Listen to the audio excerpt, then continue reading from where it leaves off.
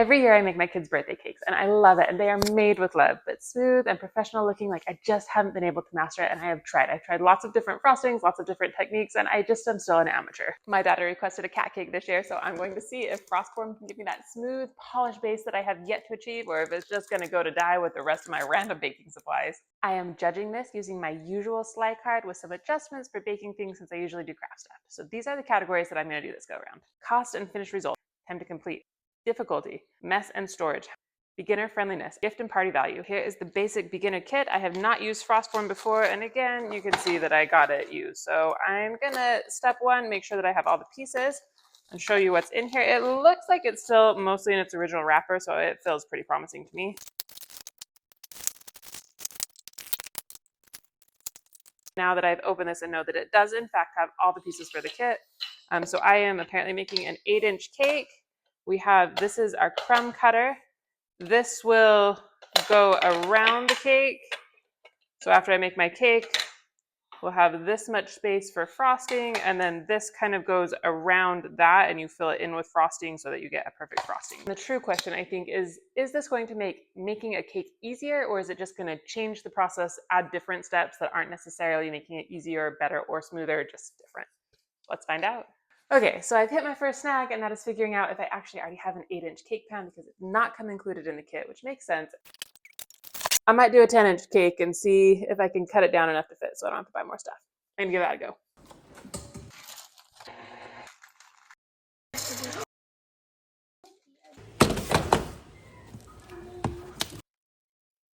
Here I am with mistakes number 2 and 3. Mistake 1 being that I did not have anything to really spray down this pan on, so I just used some butter. And mistake 2 being that I did not wait for it to cool before flipping it, because I have to make a whole other cake and they take so long to cook, and I have dinner and so many other things to do that I tried to get this out sooner to get the second cake rolling, and it fell apart. So I'm hoping that Frostform can save this cake and I can kind of just pile my bottom back on there and that it will disappear in the frosting.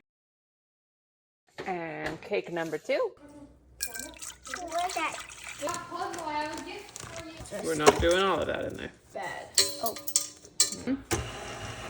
2. Now we are at the point to actually test the Frostform, and we're going to test it on a really rough cake. So step 1, I am taking this Frostform flexible bit and I'm putting it into a cylinder, and then I'm going to put it on the groove of this 8-inch base. I tried to collapse this plasticky bit in to fit on the grooves of this, and I just struggled with it for a while and eventually gave up. I do know that this is an older kit and one that they don't sell on their website anymore, so I hope that they've maybe made some upgrades to it. So I am just going to try putting it in the frosting holder and having it kind of hold it in place, and I still think my cakes will be aligned enough that it will not be a problem. Fits nice and tight, and then I'm going to shove my cakes down in there. Here is the moment that my kids have been waiting for. We're going to try it on this cake that I dumped out when it was too hot and just see what we can do here. I am going to take a little bit of my frosting and plop it on the bottom here to be my glue. We are going to see if we can move this hot mess into the Frostform. I hope the Frostform can save it from the damage that I've done. Oh, it remains a crumbly mess. I'm hoping that we can just frost this into a usable cake. I do wonder if now that I have frosting on, if I could move it into those grooves and it would stick. Because I'm a little afraid not having it in the grooves is going to make it too wide for when I'm trying to frost the outside of it. So I'm going to try and pop it out of this and use my frosting as glue to tighten up this Frostform now. And now I am on the ridges, which I think is going to be important. You can kind of see that I've scooched it in, which I think is going to be important for the next step in frosting this. Coming in hot with cake number 2. I know that this cake is looking rough. I'm just going to put frosting on the top, pop it in the freezer. I hope that when we frost the outside with this Frostform that magic can happen, and if not, I do feel like this feels like amateur hour over here. I might be the problem. to the freezer. So this is what it looks like from the side before I put it in. So I am absolutely a slapdash baker, as we can see from the cakes that I have created. And as I've had more kids and time has gotten scarcer, I have become more of a slapdash baker. So we are going to see if frost form can help me smooth this out and really take a beginner, absolute novice cake and turn it into something beautiful. The other trouble is going to be that I did choose the whipped cream frosting. I think it's lighter. It tastes a little bit better to me than buttercream, but I do think it has less structure than a lot of the other frostings. You know, I've got one shot to make this cake, and if it doesn't turn out perfect, the stakes are low. My daughter will love it. But I'd like to make it amazing for me. I would like to. So now we have our first hill to reveal moment. So this cake is frozen right now. There is our frost form layers. I'm gonna wash this quick and then we're gonna put it in this bigger container and we're gonna try and frost the outside. Okay, so far this is looking better than expected. I washed this off. I'm gonna put it together. I'm gonna put the cake in first and then we're gonna try and frost the outside and see what we can do with my disaster cakes. Here is the moment of truth. Why do you need to come near the bottom? Well, it's filling in all of my cake mistakes. I've done my first half go around and I'm a little bit nervous because putting the frosting in has pushed my cake to the far side of this and there's not a big lip to put more frosting in. So I feel like the front of it's looking pretty good, but we are bare over here. I'm hoping that I can get my froster in and get it down in those edges and we're gonna see what happens. Really tighten this corner right here. I'm smushing my cake in to get it, but maybe it's still working okay. Last bit, and my thing does not want to smush in there, but maybe I can smush it around.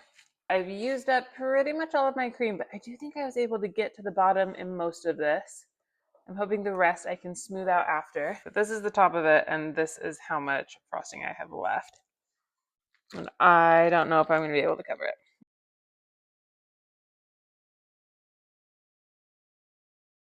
This is me we're talking about with whipped cream frosting. I think that's about as smooth as we're gonna get. I'm gonna go pop this in the freezer for 8 hours and come back, peel it off tomorrow. I'm back. This is day 3 of making this cake. This is my last day. My daughter's birthday is tomorrow and we are at the peel and reveal part of this cake. So I froze it overnight. Right now it's really hard and stiff.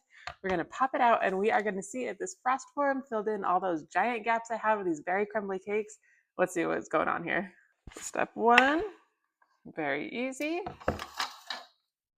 Step 2. Ew.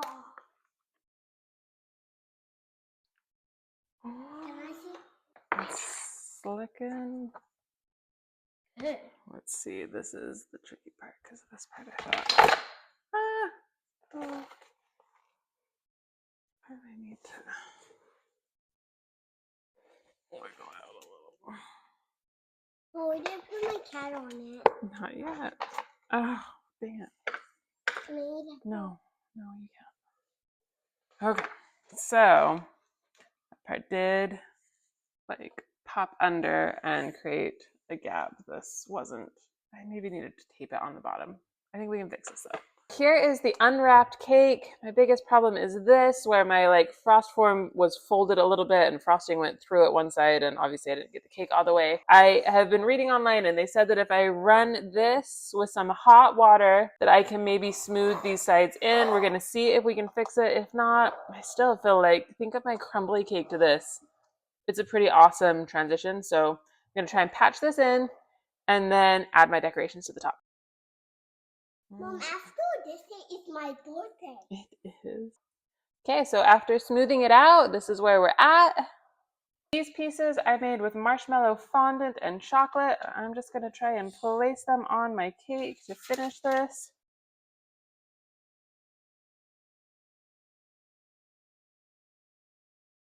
Here is the finished cake. Look how cute it turned out. Time to go back to my Sly scorecard for some final evaluations. So this form did require some extra supplies, some that I obviously didn't have, but I think the smooth finish makes a huge difference. So I'm gonna give this a 4 out of 5.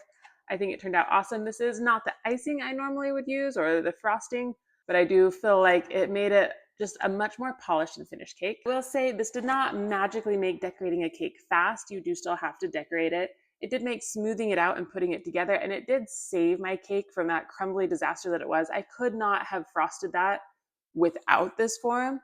So I'm going to give that a 4 out of 5. I do feel like the ease of filling it up and squirting it out made a huge difference and saved me from having to make another cake. Obviously, the decorations, like putting together frosting, all of that does still take work, but I feel like the frost form did make it easier. Difficulty, the basic idea was simple, but I'm going to give it a 3 out of 5 because I did have a few issues with that outer lining, both with stacking my cakes inside of it and with like peeling it off on the outside. Again, this is an older kit, so they might have changed that design. I feel like it could easily be fixed with just taping the bottom before I put it in. And if I make another cake, I'm going to do that because I think it is still very usable, but not foolproof. Mess and storage, this will go in with my other cake supplies. It's not that much bigger, and I do think it makes a significant difference in the quality of the outside of my cake. Beginner friendliness, I do feel like it is beginner friendly, but maybe not ultra amateur friendly. I feel like I made a bunch of amateur moves. I am not a cake decorator. I do it a couple times a year for my kids, and I do have a number of cake decorating supplies to that end. If you are more of a beginner, you spend more time making cakes, this probably would be even easier. I do feel like I had a few learning curves to work out along the way, but I do think my future cakes are going to come together faster and look nicer. So, I feel like this is maybe like a 3 or 4 out of 5, maybe like a 3.5 out of 5. Party value, I'm giving this again a 4 out of 5. I did choose the whipped cream frosting, which I smoothed it out, but you can still see pockmarks. But I think that is part of whipped cream. I feel like this cake looks miles ahead of previous cakes that I have made. I'm really excited for my daughter's birthday tomorrow. So how hard is the frost form really? For a complete beginner, I would rate it a 4 out of 5. Like, you do have to have some previous baking knowledge to make this work well. But, I feel like, difficulty aside, I did pull together an incredibly rough cake into this, which is also pretty phenomenal. Obviously, this did not instantly turn me into a professional cake baker, but my cat cake is cute. It definitely gave me a finished look that I would not have been able to achieve without it. I feel like getting smooth, straight edges is really hard and really time consuming, and I have tried it many times in many ways and not managed to get something to this level, so I'm pretty happy about that. Biggest thing I would do different next time is pay better attention to my cakes to start with, but I also would like tape down that frost form mold so I didn't have it pulling up my frosting at the end, and it probably would help setting the cake into the bases if it was taped. So would I use this for another birthday cake? Absolutely. I have, birthday season is coming around the corner for my family where I will be making like a cake a month, and I plan to use this for every single one of them. So in that regard, yes, absolutely. If you want to start making stacked cakes, yes, absolutely. The frost form was super helpful. I think it did a fantastic job, and I think I'm going to get better and better at it as I figure out different frostings and different styles and different ways to make it. So for a first attempt effort with my cute little helpers in a few days, I'm really proud of how this turned out. I love it!